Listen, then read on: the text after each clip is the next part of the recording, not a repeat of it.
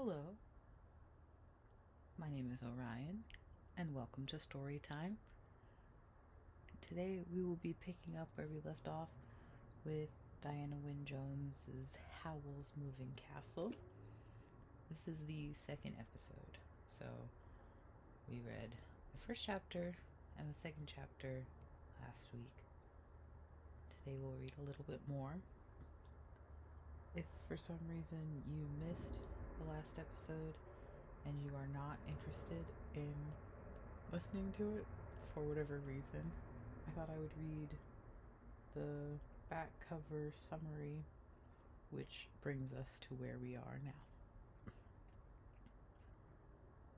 Sophie lived in the town of Market Shipping, which was in Ingery, a land in which anything could happen, and often did, especially when the Witch of the Waste got her dander up, which was often.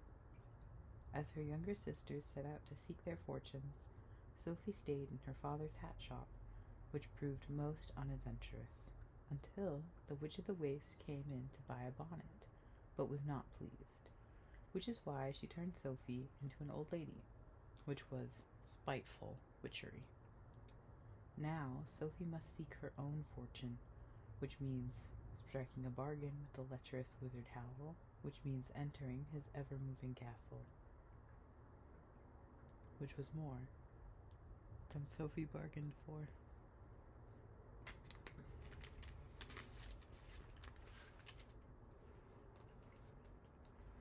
Chapter 3, in which Sophie enters into a castle and a bargain. There was a large black door in the black wall facing Sophie, and she made for that, hobbling briskly. The castle was uglier than ever close to. It was far too tall for its height, and not a very regular shape. As far as Sophie could see, in the growing darkness, it was built of huge black blocks like coal, and like coal, the blocks were all different shapes and sizes. Chill breathed off these blocks as she got closer, but that failed to frighten Sophie at all. She just thought of chairs and firesides, and stretched her hand out eagerly to the door. Her hand could not come near it. Some invisible wall stopped her hand about a foot from the door. Sophie prodded it with an irritable finger. When that made no difference, she prodded with her stick. The wall seemed to be all over the door from as high as her stick could reach, and right down to the heather sticking out from under the doorstep. "Open up," Sophie cackled at it. That made no difference to the wall. "Very well," Sophie said. "I'll find your back door." She hobbled off to the left-hand corner of the castle, that being both nearest and slightly downhill. But she could not go round the corner. The invisible wall stopped her again as soon as she was level with the irregular black cornerstones. At this, Sophie said a word she had learned from Martha, that neither old ladies nor young girls are supposed to know, and stumbled uphill and anti-clockwise to the castle's right-hand corner. There was no barrier there. She turned that corner and hobbled eagerly towards the second big black door in the middle of that side of the castle. There was a barrier over that door, too. Sophie glowered at it. "I call that very unwelcoming," she said. Black smoke blew down from the battlements in clouds. Sophie coughed. Now she was angry. She was old, frail, chilly, and aching all over. Night was coming on, and the castle just sat and blew smoke at her. "I'll speak to Howl about this," she said, and set off fiercely to the next corner. There was no barrier there. Evidently, you had to go round the castle anti-clockwise, but there, a bit sideways in the next wall, was a third door. This one was much smaller and shabbier. "The back door at last," Sophie said. The castle started to move again as Sophie got near the back door. The ground shook. The wall shuddered and creaked, and the door started to travel sideways from her. "Oh, no you don't," Sophie shouted. She ran after the door and hit it violently with her stick. "Open up," she yelled. The door sprang open inward, still moving away sideways. Sophie, by hobbling furiously, managed to get one foot up on its doorstep. Then she hopped and scrambled and hopped again, while the great black blocks around the door jolted and crunched as the castle gathered speed over the uneven hillside. Sophie did not wonder the castle had a lopsided look. The marvel was that if it did not fall apart on the spot. What a stupid way to treat a building, she panted as she threw herself inside it. She had to drop her stick and hang on to the open door in order to not be jolted straight out again. When she began to get her breath, she realized there was a person standing in front of her, holding the door too. He was a head taller than Sophie, but she could see that he was the merest child, only a little older than Martha, and he seemed to be trying to shut the door on her and push her out into the warm. Push her out of the warm, lamplit, low-beamed room across into the night again. "Don't you have the impudence to shut the door on me, my boy," she said. "I wasn't going to. We are keeping the door open," he protested. "What do you want?" Sophie looked round at what she could see behind the boy. There were a number of probably wizardly things hanging from the beams, strings of onions, bunches of herbs, and bundles of strange roots. There were also definitely wizardly things, like leather books, crooked bottles, and an old brown grinning human skull. On the other side of the boy was a fireplace, with a small fire burning in the grate. It was a much smaller fire than all the smoke outside suggested, but then this was obviously only a back room in the castle. Much more important to Sophie, the fire had reached the glowing rosy stage, with little blue flames dancing on the logs, and placed beside it in the warmest position was a low chair with a cushion on it. Sophie pushed the boy aside and dived for the chair. "My fortune," she said, settling herself comfortably in it. It was bliss. The fire warmed her aches, and the chair supported her back, and she knew that if anyone wanted to turn her out now, they were going to have to use extreme and violent magic to do it. The boy shut the door. Then he picked up Sophie's stick and politely leaned it against the chair for her. Sophie realized that there was now no sign at all that the castle was moving across the hillside. Not even the ghost of a rumble or the tiniest shaking. How odd. "Tell Wizard Howl," she said to the boy, "that this castle's going to come apart round his ears if he travels much further." "The castle's spelled to hold together," the boy said, "but I'm afraid Howl's not here just at the moment." This was good news to Sophie. "When will he be back?" she asked a little nervously. "Probably not till tomorrow," the boy said. "What do you want? Can I help you instead? I'm Howl's apprentice, Michael." This was better news than ever. "I'm afraid only the wizard can possibly help me," Sophie said quickly and firmly. It was probably true, too. "I'll wait, if you don't mind." It was clear that Michael did mind. He hovered over her a little helplessly, to make it plain to him that she had no intention of being turned out by a mere apprentice boy. Sophie closed her eyes and pretended to go to sleep. "Tell him the name's Sophie," she murmured. "Old Sophie," she said, to be on the safe side. "That will probably mean waiting all night," Michael said. Since this was exactly what Sophie wanted, she pretended not to hear. In fact, she almost certainly fell into a swift doze. She was so tired from all that walking. After a moment, Michael gave her up and went back to work at the workbench where the lamp stood. So she would have the whole night's shelter, even if it was only on slightly false pretenses, he thought drowsily. Since Howl was such a wicked man, it probably served him right to be imposed upon, but she intended to be well away from here by the time Howl came back and raised objections. She looked sleepily and shyly across at the apprentice. It rather surprised her to find him such a nice, polite boy. After all, she had forced her way in quite rudely, and Michael had not complained at all. Perhaps Howl kept him in abject servility. But Michael did not look servile. He was tall, a dark boy with a pleasant, open sort of face, and he was most respectably dressed. In fact, if Sophie had not seen him at that moment, carefully pouring green fluid out of a crooked flask onto black powder in a bent glass jar, she would have taken him for the son of a prosperous farmer. How odd. Still, things were bound to be odd where wizards were concerned, Sophie thought. And this kitchen, or workshop, was beautifully cozy and very peaceful. Sophie went properly to sleep and snored. She did not wake up when there came a flash and immediate bang from the workbench, followed by a hurriedly bitten-off swear word from Michael.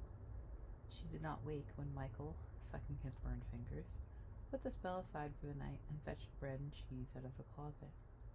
She did not stir when Michael knocked her stick down with a clatter, reaching over her for a log to put on the fire, or when Michael, looking down into Sophie's open mouth, remarked to the fireplace, "She's got all her teeth." "She's not the wicked witch of the waste, is she?" "I wouldn't have let her come in if she was," the fireplace retorted. Michael shrugged and picked Sophie's stick politely up again. Then he put a log onto the fire with equal politeness and went away to bed somewhere overhead. In the middle of the night, Sophie was awoken by someone snoring. She jumped upright, rather irritated to discover that she was the one who had been snoring. It seemed to her that she had only dropped off for a second or so, but Michael seemed to have vanished in those seconds, taking the light with him. No doubt a wizard's apprentice learned to do that kind of thing in his first week, and he had left the fire very low. It was giving out irritating hissings and poppings. A cold draft blew on Sophie's back. Sophie recalled that she was in a wizard's castle, and also, with unpleasant distinctiveness, there was a human skull on a workbench somewhere behind her. She shivered and cracked her stiff old neck around, but there was only darkness behind her. "Let's have a bit more light, shall we?" she said. Her crackled little voice seemed to make no more noise than the crackling of the fire. Sophie was surprised. She had expected it to echo through the vaults of the castle. Still, there was a basket of logs beside her. She stretched out a creaking arm and heaved a log on the fire, which sent a spray of green and blue sparks flying up the chimney. She heaved on a second log and sat back, not without a nervous look or so behind her, where blue-purple light from the fire was dancing over the polished brown bone of the skull. The room was quite small. There was no one in it but Sophie and the skull. "He's got both feet in the grave, and I've only got one," she consoled herself. She turned back to the fire, which was now flaring up into blue and green flames. "Must be salt in that wood," Sophie murmured. She settled herself more comfortably, putting her knobbly feet on the fender and her head into a corner of the chair where she could stare into the colored flames, and began dreamily considering what she ought to do in the morning. But she was a little sidetracked by imagining a face in the flames. "It would be a thin blue face," she murmured, "with very long and thin, and a thin blue nose. But those curly green flames on top are most definitely your hair. Well, suppose I didn't go until Howl gets back. Wizards can lift spells, I suppose. And those purple flames near the bottom make the mouth. You've savage teeth, my friend. And two green tufts of flame for eyebrows." Curiously enough, the only orange flames in the fire were under the green eyebrow flames, just like eyes, and they each had a little purple glint in the middle that Sophie could almost imagine was looking at her, like the pupil of an eye. "On the other hand," Sophie continued, looking into the orange flames, "if the spell was off, I'd have my heart eaten before I could turn around." "Don't you want your heart eaten?" asked the fire. It was definitely the fire that spoke. Sophie saw its purple mouth move as the words came. Its voice was nearly as cracked as her own, full of the spitting and whining of burning wood. Naturally, I don't, Sophie answered. What are you? A fire demon, answered the purple mouth. There was more whine than spit to its voice as it said, I'm bound to this hearth by contract. I can't move from this spot. Then its voice became brisk and crackling. And what are you? It asked. I can see you're under a spell. This roused Sophie from her dreamlike state. You see, she exclaimed. Can't you take the spell off? There was a poppling, blazing silence, while the orange eyes in the demon's wavering blue face traveled up and down Sophie. It's a strong spell, it said at length. Feels like one of the Witch of the Wastes to me. It is, said Sophie. But it seems more than that, crackled the demon. I detect 2 layers, and of course you won't be able to tell anyone about it unless they know already. It gazed at Sophie a moment longer. I shall have to study it, it said. How long will that take? Sophie asked. It may take a while, said the demon, and it added in a soft, persuasive flicker. How about making a bargain with me? I'll break your spell if you agree to break this contract I'm under. Sophie looked warily at the demon's thin blue face. It had a distinctly cunning look as it made this proposal. Everything she had read showed the extreme danger of making a bargain with a demon, and there was no doubt that this one did look extraordinarily evil. Those long purple teeth. Are you sure you're being quite honest? She said. Not completely, admitted the demon. But do you want to stay like that till you die? That spell has shortened your life by about 60 years, if I am to judge of such things. This was a nasty thought, and one which Sophie had tried not to think about up until now. It made quite a difference. This contract you're under, she said. It's with Wizard Howl, is it? Of course, said the demon. Its voice took on a bit of a whine again. I'm fastened to this hearth, and I can't stir as much a foot away. I'm forced to do most of the magic around here. I have to maintain the castle and keep it moving and do all the special effects that scare people off, as well as anything else Howl wants. Howl's quite heartless, you know. Sophie did not need telling that Howl was heartless. On the other hand, the demon was probably quite as wicked. Don't you get anything out of this contract at all? She said. I wouldn't have entered into it if I didn't, said the demon, flickering sadly. But I wouldn't have done it if I'd known what it would be like. I'm being exploited. In spite of her caution, Sophie felt a good deal of sympathy for the demon. She thought of herself making hats for Fanny, while Fanny went gadding. All right, she said. What are the terms of the contract? How do I break it? An eager purple grin spread across the demon's blue face. You agree to a bargain? If you agree to break the spell on me, Sophie said, with a brave sense of saying something fatal. Done, cried the demon, his long face leaping gleefully up the chimney. I'll break your spell the very instant you break my contract. Then tell me how to break your contract, Sophie said. The orange eyes glinted at her and looked away. I can't. Part of the contract is that neither the wizard nor I can say it with the main clauses. Sophie saw that she had been tricked. She opened her mouth to tell the demon that it could sit in the fireplace until doomsday in that case. The demon realized what she was going to do. Don't be hasty, it crackled. You can find out what it is if you watch and listen carefully. I implore you to try. The contract isn't doing either of us any good in the long run, and I do keep my word. The fact that I'm stuck here shows that I keep it. It was in earnest, leaping about on its logs in an agitated way. Sophie again felt a great deal of sympathy. But if I'm to watch and listen, that means I have to stay here in Howl's castle, she objected. Only about a month. Remember, I have to study your spell too, the demon pleaded. But what possible excuse can I give for doing that? Sophie asked. We'll think of one. Howl's pretty useless at most things, In fact, the demon said, venomously hissing, he's too wrapped up in himself to see beyond his nose half the time. We can deceive him, as long as you'll agree to stay. Very well, Sophie said. I'll stay. Now, find an excuse.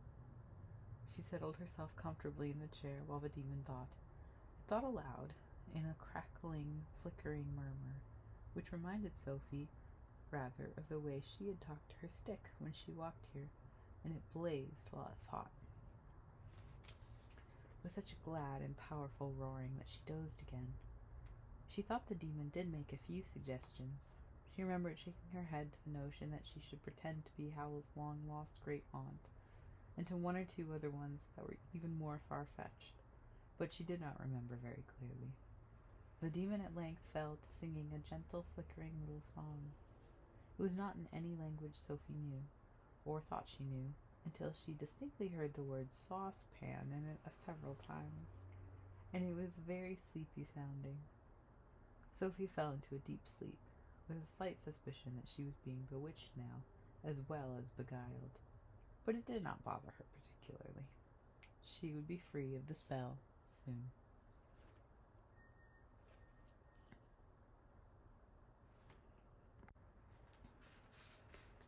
Chapter 4, in which Sophie discovers several strange things. When Sophie woke up, daylight was streaming across her. Since Sophie remembered no windows at all in the castle, her first notion was that she had fallen asleep trimming hats and dreamed of leaving home. The fire in front of her had sunk to rosy charcoal and white ash, which convinced her that she had certainly dreamed that there was a fire demon. But her very first movements told her that there were some things that she had not dreamed. There were still sharp cracks from all over her body. "Oh," she exclaimed, "I ache all over." The voice that exclaimed was a weak, crackling piping. She put her knobby hands to her face and felt wrinkles. At that, she discovered she had been in a state of shock all yesterday. She was very angry indeed with the Witch of the Waste for doing this to her. Hugely, enormously angry. "Sailing into shops and turning people old," she exclaimed. "Ugh, what I wouldn't do to her." Her anger made her jump up in a salvo of cracks and creaks and hobble over to the unexpected window. It was above the workbench. To her utter astonishment, the view from it was the view of a dockside town. She could see a sloping, unpaved street, lined with small, rather poor-looking houses, and masts sticking up beyond the roofs. Beyond the masts, she caught a glimmer of the sea, which was something she had never seen in her life before. "Wherever am I?" Sophie asked the skull standing on the bench. "I don't expect you to answer that, my friend," she added hastily, remembering this was a wizard's castle, and she turned round to take a look at the room. It was quite a small room, with heavy black beams in the ceiling. By daylight it was amazingly dirty. The stones of the floor were stained and greasy, ash was piled within the fender, and cobwebs hung in dusty droops from the beams. There was a layer of dust on the skull. Sophie absently wiped it off as she went to peer into the sink behind the workbench. She shuddered at the pink and gray slime in it, and the white slime dripping from the pump above it. Howl obviously did not care what squalor his servants lived in. The rest of the castle had to be beyond one or the other of the 4 black low doors around the room. Sophie opened the nearest, in the end wall beyond the bench. There was a large bathroom beyond it. In some ways, it was a bathroom you might normally find only in a palace, full of luxuries such as an indoor toilet, a shower stall, an immense bath with clawed feet, and mirrors on every wall. But it was even dirtier than the other room. Sophie winced from the toilet, flinched at the color of the bath, recoiled from green weeds growing in the shower, and quite easily avoided looking at her shriveled shape in the mirrors, because the glass was plastered with blobs and runnels of nameless substances. The nameless substances themselves were crowded onto a very large shelf over the bath. They were in jars, boxes, tubes, and hundreds of tattered brown packets and paper bags. The biggest jar had a name. It was called drying powder, in crooked letters. Sophie was not sure whether there should be a D in that or not. She picked up a packet at random. It had skin crawled on it, and she put it back hurriedly. Another jar said eyes in the same scrawl. A tube stated for decay. It seems to work, too, Sophie murmured, looking into the wash bin with a shiver. Water ran into the basin when she turned the green-blue knob that might have been brass and washed some of the decay away. Sophie rinsed her hands and face in the water without touching the basin, but she did not have the courage to use drying powder. She dried the water with her skirt and then set off to the next black door. That one opened onto a flight of rickety wooden stairs. Sophie heard someone move up there and shut the door hurriedly. It seemed only to lead to a sort of loft, anyway. She hobbled on to the next door. By now she was moving quite easily. She was a hale old woman, as she discovered yesterday. The third door opened onto a poky backyard with high brick walls. It contained a big stack of logs and higgledy-piggledy heaps of what seemed to be scrap iron, wheels, buckets, metal sheeting, wire, mound almost to the tops of the wall. Sophie shut that door too, rather puzzled because it did not seem to match the castle at all. There was no castle to be seen above the brick walls.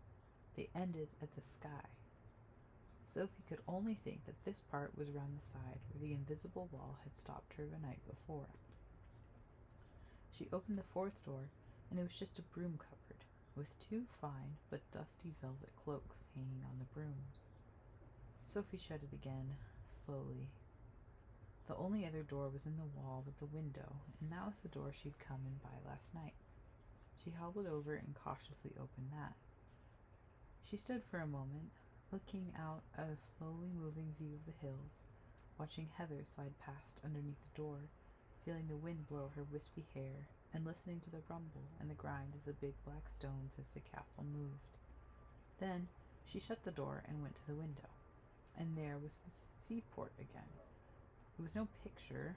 A woman had appeared door opposite and was sweeping dust into the streets.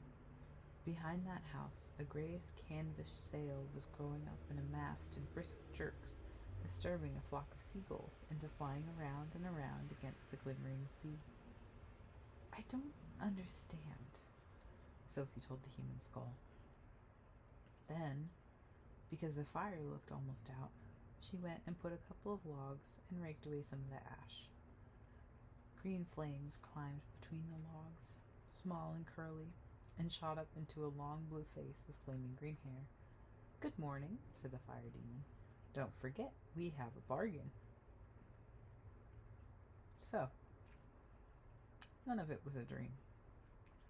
Sophie was not much given to crying, but she sat in the chair for quite a while, staring at a blurred and sliding fire demon, and did not pay much attention to the sounds of Michael getting up, until she found him standing beside her, looking embarrassed and a little exasperated.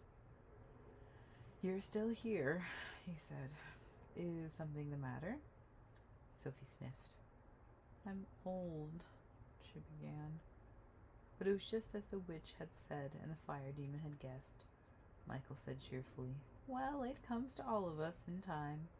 Would you like some breakfast?" Sophie discovered she was a very hale woman indeed. After only bread and cheese at lunchtime, she was ravenous.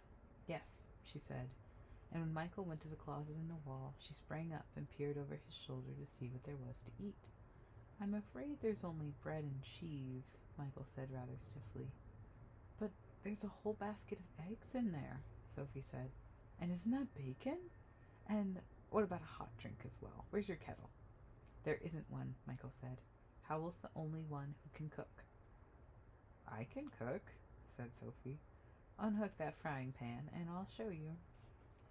She reached for a large black pan hanging on the closet wall, in spite of Michael trying to prevent her. "You don't understand," Michael said. "It's Calcifer, the fire demon.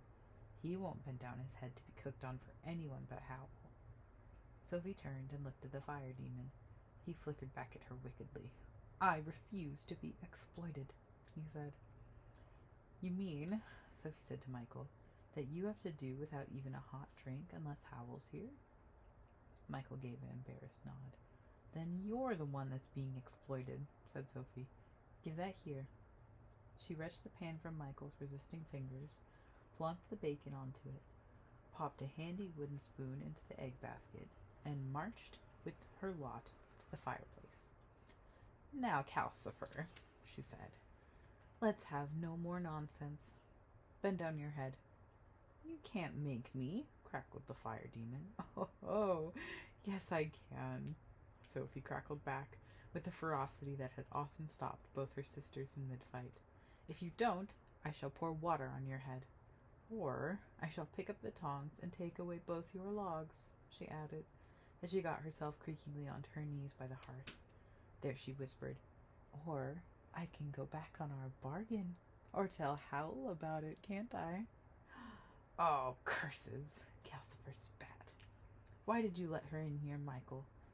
Sulkily, he bent his blue face forward until all that could be seen of him was a ring of curly green flames dancing on the logs. Thank you, Sophie said, and slapped the heavy pan onto the green ring to make sure Calcifer did not suddenly rise up again. I hope your bacon burns, Calcifer said, muffled under the pan. Sophie slapped slices of bacon onto the pan. It was good and hot. The bacon sizzled, and she had to wrap her skirt around her hand to hold the handle. The door opened, but she did not notice because of the sizzling. Don't be silly, she told Calcifer, and hold still because I want to break in the eggs. Oh, hello, Howl, Michael said helplessly. Sophie turned round at that, rather hurriedly. She stared. The tall young fellow in a flamboyant blue and silver suit, who had just come in, stopped in the act of leaning a guitar in the corner. He brushed the fair hair from his rather curious glass-green eyes and stared back. His long, angular face was perplexed. Who on earth are you? Said Howl. Where have I seen you before? I'm a total stranger, Sophie lied firmly. After all, Howl had only met her long enough to call her a mouse before, so it was almost true. She ought to have been thanking her stars for the lucky escape she'd had then, she supposed, but in fact, her main thought was, good gracious, Wizard Howl is only a child in his 20s, for all his wickedness. It made such a difference to be old, she thought, as she turned the bacon over in the pan, and she would have died rather than let this overdressed boy know she was the girl he had pitied on May Day.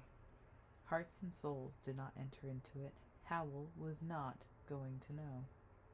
She says her name's Sophie, Michael said. She came in last night. How did she make Calcifer bend down? Said Sophie. She bullied me, Calcifer said in a piteous, muffled voice from under the sizzling pan. Not many people can do that, Howl said thoughtfully. He propped his guitar in the corner and came over to the hearth. The smell of hyacinths mixed with the smell of bacon as he shoved Sophie firmly aside. Calcifer doesn't like anyone but me to cook on him, he said, kneeling down and wrapping one trailing sleeve round his hand to hold the pan. Pass me 2 more slices of bacon and 6 eggs, please, and tell me why you've come here. Sophie stared at the blue jewel hanging from Howl's ear and passed him egg after egg. Why I came, young man, she said. It was obvious, after what she had seen with the castle. I came because I'm your new cleaning lady, of course. Are you indeed? Howl said, cracking the eggs one-handed and tossing the shells among the logs, where Calcifer seemed to be eating them with a lot of snarling and gobbling. Who says you are? I do, said Sophie, and she added piously, I can clean the dirt from this place even if I can't clean you from your wickedness, young man. Howl's not wicked, Michael said. Yes, I am, Howl contradicted him. You forget just how wicked I am being at the moment, Michael. He jerked his chin at Sophie. If you're so anxious to be of use, my good woman, find some knives and forks and clear out the bench. There were tall stools under the workbench. Michael was pulling them out to sit on and pushing aside all the things on top to make room for some knives and forks he had taken from a drawer in the side of it. Sophie went to help him. She had not expected Howl to welcome her, of course, but he had not even so far agreed to let her stay beyond breakfast. Since Michael did not seem to need help, Sophie shuffled over to her stick and put it slowly and showily in the broom cupboard. When that did not seem to attract Howl's attention, she said, "You can take me on for a month's trial, if you like." Wizard Howl said nothing, but, "Plates, please, Michael," and stood up, holding the smoking pan. Calcifer sprang up with a roar of relief and blazed high in the chimney. Sophie made another attempt to pin the wizard down. "If I'm going to be cleaning here for the next month," she said, "I'd like to know where the rest of the castle is. I can only find this one room and the bathroom." To her surprise, both Michael and the wizard roared with laughter. It was not until they had finished breakfast that Sophie discovered what had made them laugh. Howl was not only hard to pin down, he seemed to dislike answering any questions at all. Sophie gave up asking him and asked Michael instead. "Tell her," said Howl. "It will stop her pestering." "There isn't any more of the castle," Michael said, "except what you've seen and 2 bedrooms upstairs." "What?" Sophie exclaimed. Howl and Michael laughed again.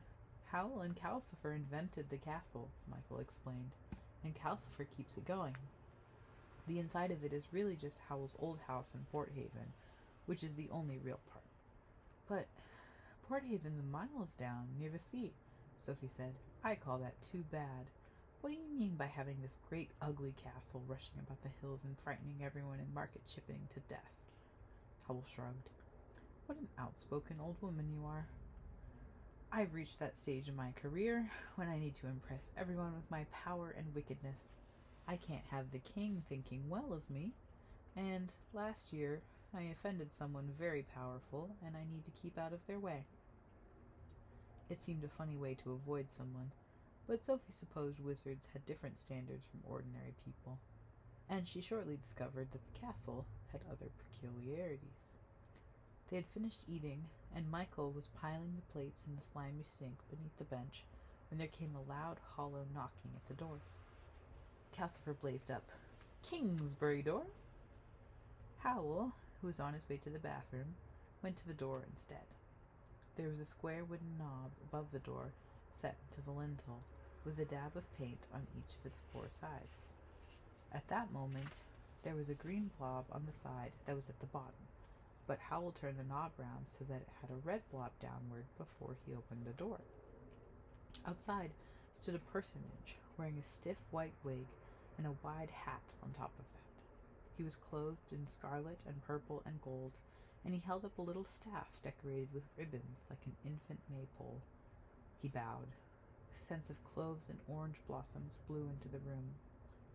"His Majesty the King presents his compliments and sends payment for 2,000 pairs of 7-league boots," this person said. Behind him, Sophie had glimpses of a coach waiting in a street full of sumptuous houses covered with painted carvings, and towers and spires and domes beyond that, all of a splendor she had barely before imagined. She was sorry it took so little time for the person at the door to hand over a long silken chinking purse, and for Howl to take that purse, bow back, and shut the door. Howl turned the square knob back so that the green blob was downward again, and stowed the long purse in his pocket. Sophie saw Michael's eyes follow the purse in an urgent, worried way. Howl went straight to the bathroom then, calling out, "I need hot water in here, Calcifer," and was gone for a long, long time. Sophie could not restrain her curiosity. "Whoever was at that door?" she asked Michael. "Or do I mean wherever?" "That door gives on Kingsbury," Michael said. "That's where the king lives. I think that man was the Chancellor's clerk. And," he added worriedly to Calcifer, "I do wish he hadn't give Howl all that money." "Is Howl going to let me stay here?" Sophie asked. "If he is, you'll never pin him down," Michael answered. "He hates being pinned down to anything."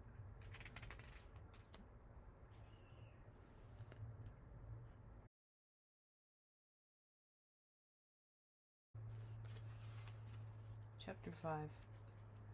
Which is far too full of washing. "The only thing to do," Sophie decided, was to show Howl that she was an excellent cleaning lady, a real treasure. She tied an old rag round her wispy white hair. She rolled the sleeves up for skinny old arms and wrapped an old tablecloth from the broom cupboard round her as an apron. It was rather a relief to think that there were only 4 rooms to clean instead of a whole castle. She grabbed up a bucket and broom and got to work. "What are you doing?" cried Michael and Calcifer in a horrified chorus. "Cleaning up," Sophie said firmly. "This place is a disgrace." Calcifer said, "It doesn't need it," and Michael muttered, "Howl will kick you out." But Sophie ignored them both. Dust flew in clouds. In the midst of it, there came another set of thumps on the front door. Calcifer blazed up, calling, "Port Haven door," and gave a great sizzling sneeze which shot purple sparks through the dust clouds. Michael left the workbench and went to the door. Sophie peered through the dust she was raising and saw that this time Michael turned the square knob over the door so that the side with the blue blob of paint on it was downward. Then he opened the door on the street to that you saw out of the window. A small girl stood there. "Please, Mr. Fisher," she said. "I've come for that spell from me mum." "Safety spell for your dad's boat, wasn't it?" Michael said. "Won't be a moment." He went back to the bench and measured powder from a jar from the shelves into a square of paper.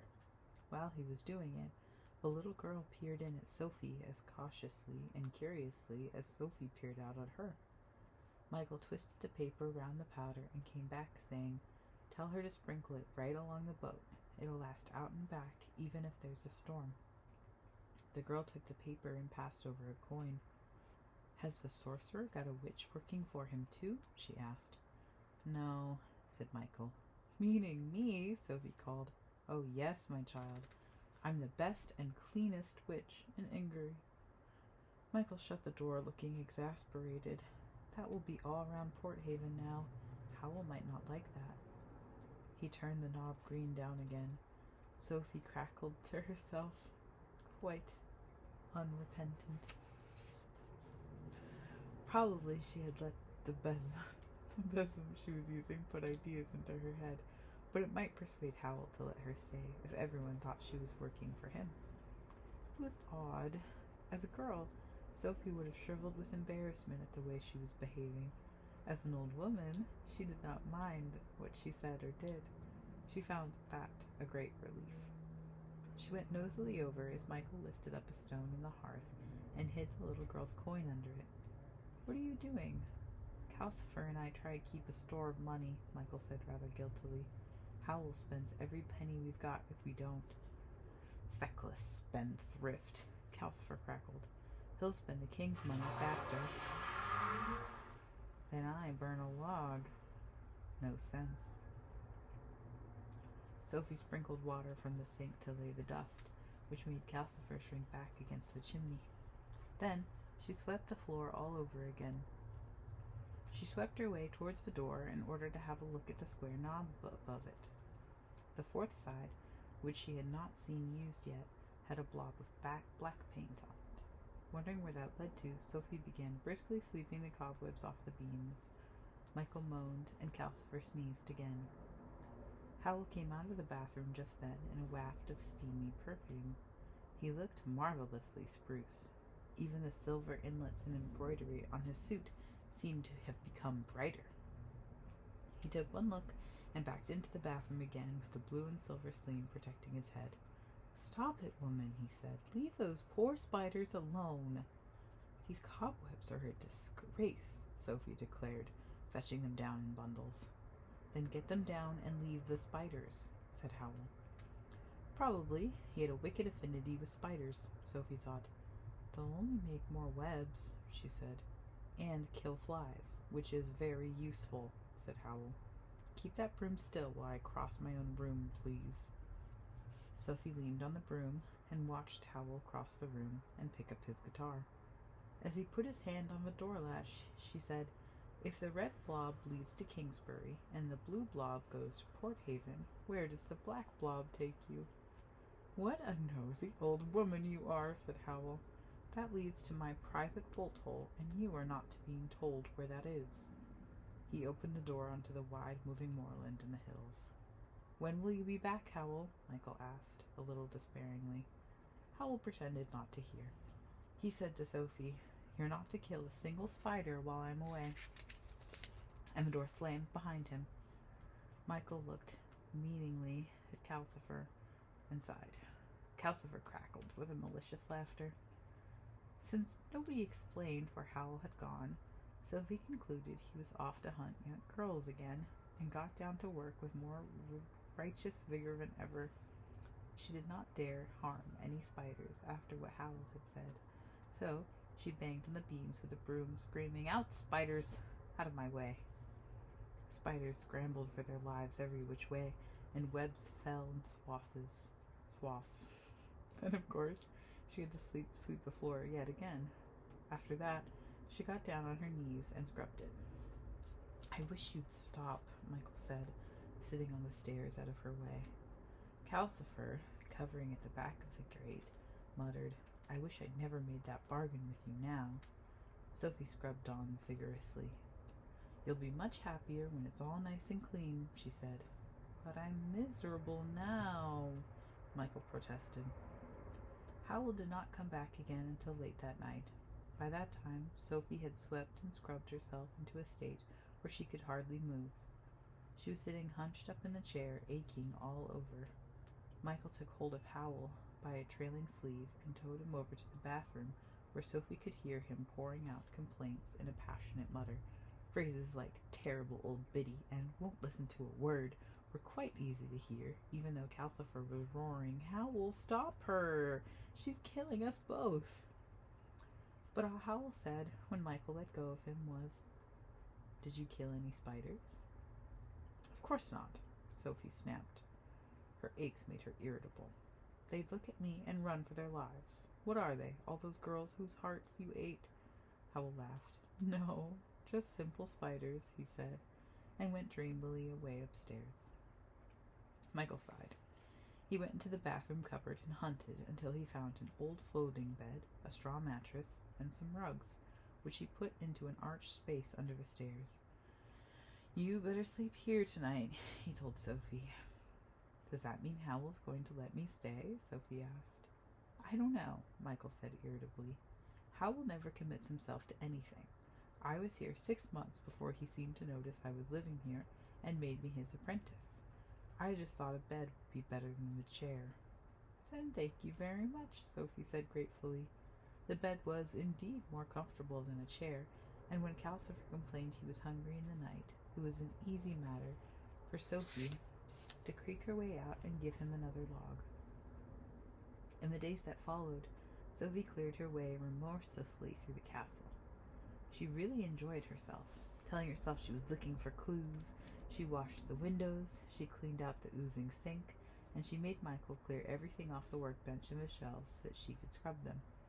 She had everything out of the cupboards and drawers, and down from the beams and cleaned those too. The human skull, she fancied, began to look as long-suffering as Michael. It had been moved so often. Then she tackled the old sheet to the beams nearest the fireplace and forced Calcifer to bend his head down while she swept the chimney. Calcifer hated that. He crackled with mean laughter when Sophie discovered that soot had gotten all over the room and she had to clean it all again. That was Sophie's trouble. She was remorseless, but she lacked method. But there was this method to her remorselessness. She calculated that she could not clean this thoroughly without sooner or later coming across Howl's hidden hoards of girls' souls or chewed hearts, or something that explained Calcifer's contract. Up the chimney, guarded by Calcifer, had struck her as a good hiding spot, but there was nothing up there but quantities of soot, which Sophie stored in bags in the yard. The yard was high on her list of hiding places. Every time Howl came in, Michael and Calcifer complained loudly about Sophie, but Howl did not seem to mind, nor did he seem to notice the cleanliness. And nor did he notice that the food closet became very well stocked with cakes and jams and the occasional lettuce. For, as Michael had prophesied, word had gotten round Porthaven. People came to the door to look at Sophie. They called her Mrs. Witch in Porthaven and Madam Sorceress in Kingsbury. Word had gone round the capital, too, though the people who came to the Kingsbury door were better dressed than those in Porthaven. No one in either place liked to call on someone so powerful without an excuse. So, Sophie was always having to pause in her work to nod and smile and take in a gift, or to get Michael to put up a quick spell for someone. Some of the gifts were nice things: pictures, strings of shells, and useful aprons. Sophie used the aprons daily and hung the shells and pictures round her cubbyhole under the stairs, which soon became to look very homelike indeed. Sophie knew she would miss this when Howl turned her out. She became more and more afraid that he would. She knew he could not go on ignoring her forever. She cleaned the bathroom next. That took her days, because Howl spent so long in it every day before he went out. As soon as he went, leaving it full of steam and scented spells, Sophie moved in. "Now, we'll see about that contract," she murmured at the bath. But her main target was, of course, the shelf of packets, jars, and tubes. She took every one of them down, and on the pretext of scrubbing the shelf, spent most of the day carefully going through them to see if the ones labeled skin, eyes, and hair were in fact pieces of girl. As far as she could tell, they were all just creams and powders and paint. If they once had been girls, then Sophie thought Howl had used the tube for decay on them and routed them down the wash bin too thoroughly to recall. But she hoped they were only cosmetics in the packets. She put the things back on the shelf and scrubbed.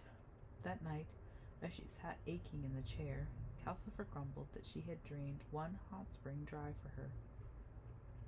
"Where are the hot springs?" Sophie asked. She was curious about everything these days. "Under the Porthaven marshes, mostly," Calcifer said. "But if you go on like this, I'll have to fetch hot water from the waste. When are you going to stop cleaning and find out how to break my contract?" "In good time," said Sophie. "How can I get the terms out of Howl if he's never in? Is he always out this much?"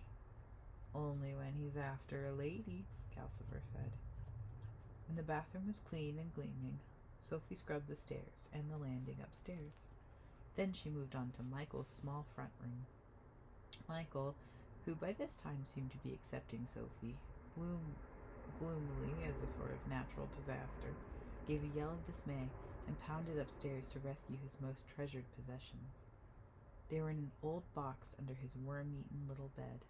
As he hurried the box protectively away, Sophie glimpsed a blue ribbon and a spun sugar rose on it, on top of what seemed to be letters. "So Michael has a sweetheart," she said to herself as she flung the window open. It opened onto the street in Porthaven, too, and heaved his bedding across the still to air. Considering how nosy she had become lately, Sophie was rather surprised at herself for not asking Michael who his girl was and how he kept her safe from Howl. She swept such quantities of dust and rubbish from Michael's room that she nearly swamped Calcifer trying to burn it all. "You'll be the death of me. You're as heartless as Howl," Calcifer choked. Only his green hair and a blue piece of his long forehead showed. Michael put his precious box in the drawer of the workbench and locked the drawer. "I wish Howl would listen to us," he said. "Why is this girl taking him so long?" The next day, Sophie tried to start on the backyard, but it was raining in Porthaven that day, driving against the windows and pattering in the chimney, making Calcifer hiss with annoyance. The yard was part of the Porthaven house, too, so it was pouring out there when Sophie opened the door. She put her apron over her head and rummaged a little, and before she got too wet, she found a bucket of whitewash and a very large paintbrush. She took these indoors and set to work on the walls. She found an old stepladder in the broom cupboard, and she whitewashed to the ceiling between the beams, too. It rained for the next 2 days in Porthaven, though when Howl opened the door with the knob green block down and stepped out onto the hill, the weather there was sunny, with big clouds, shadows racing over the heather faster than the castle could move. Sophie whitewashed her cubby hole, the stairs, the landing, and Michael's room. "What's happened in here?" Howl asked when he came in on the third day. "It seems much lighter." "Sophie," Michael said in a voice of doom. "I should have guessed," Howl said as he disappeared into the bathroom. "He noticed," Michael whispered to Calcifer. "The girl must be giving in at last." It was still drizzling in Port Haven the next day. Sophie tied on her headcloth, rolled up her sleeves, and girded her apron. She collected her besom, her bucket, and her soap, and as soon as Howl was out of the door, she set off like an elderly avenging angel to clean Howl's bedroom. She had left that until last for fear of what she would find. She had not even dared peep into it, and that was silly, she thought, as she hobbled up the stairs. By now it was clear that Calcifer did all the strong magic in the castle, and Michael did all the hard work, while Howl gadded off catching girls and exploiting the other two, just as Fanny had exploited her. Sophie had never found Howl particularly frightening. Now she felt nothing but contempt. She arrived on the landing and found Howl standing in the doorway of his bedroom. He was leaning lazily on one hand, completely blocking her way. "No, you don't," he said quite pleasantly. "I want it dirty. Thank you." Sophie gaped at him. "Where did you come from? I saw you go out." "I meant you to," said Howl. "You'd done your worst with Calcifer and poor Michael. It stood to reason you'd descend on me today. And whatever Calcifer told you, I am a wizard, you know. Didn't you think I could do magic?" This undermined all Sophie's assumptions. She would have died rather than admitted. "Everyone knows you're a wizard, young man," she said severely, "but that doesn't alter the fact that your castle is the dirtiest place I've ever been in." She looked into the room past Howl's dangling blue and silver sleeve. The carpet on the floor was littered like a bird's nest. She glimpsed peeling walls and a shelf full of books, some of them very queer-looking. There was no sign of a pile of gnawed hearts, but those were probably behind or under the huge four-poster bed. Its hangings were gray-white with dust, and they prevented her from seeing what the window looked out onto. Howl swung his sleeve in front of her face. Don't be nosy." "I'm not being nosy," Sophie protested. "That room—" "Yes, you are nosy," said Howl.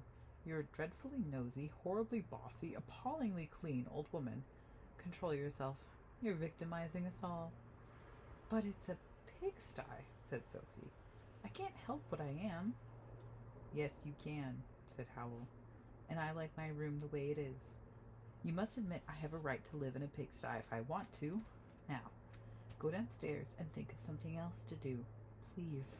I hate quarreling with people." There was nothing Sophie could do but hobble away with her bucket clanking by her side.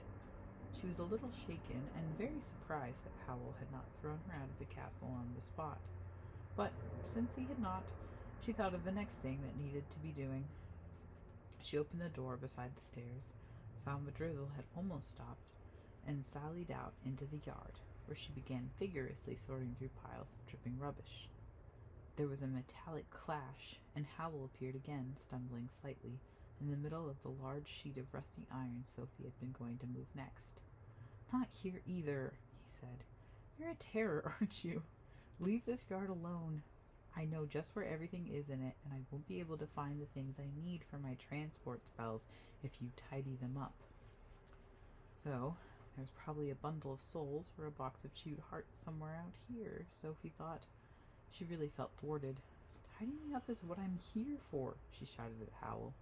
"Then you must think of a new meaning for your life," Howl said. For a moment, it seemed as if he was going to lose his temper too. His strange pale eyes all but glared at Sophie. But he controlled himself and said, "Now trot along indoors. You're overactive, old thing. Find something else to play with before I get angry. I hate being angry." Sophie folded her skinny arms. She did not like being glared at by eyes like glass marbles. "Of course you hate getting angry," she retorted. "You don't like anything that's unpleasant to you. You're a slitherer-outerer, that's what you are. You slither away from anything you don't like. Howl gave a forced sort of smile. Well now, he said, now that we both know each other's faults. Go back into the house. Go on, back. He advanced on Sophie, waving her towards the door. The sleeve on his waving arm caught the edge of the rusty metal, jerked and tore. Damnation, said Howl, holding up the trailing blue and silver ends. Look what you've made me do. I can mend it, Sophie said. Howl gave her another glassy look. There you go again, he said. How you must love servitude. He took his torn sleeve gently between the fingers of his right hand and pulled it through them. As the blue and silver fabric left his fingers, there was no tear in it at all. There, he said. Understand? Sophie hobbled back indoors, rather chastened. Wizards clearly had no need to work in the ordinary way. Howl had shown her he was really a wizard to be reckoned with. Why didn't he turn me out? She said, half to herself and half to Michael. It beats me, said Michael, but I think he goes by Calcifer. Most people who come in here either don't notice Calcifer, or they're scared stiff of him.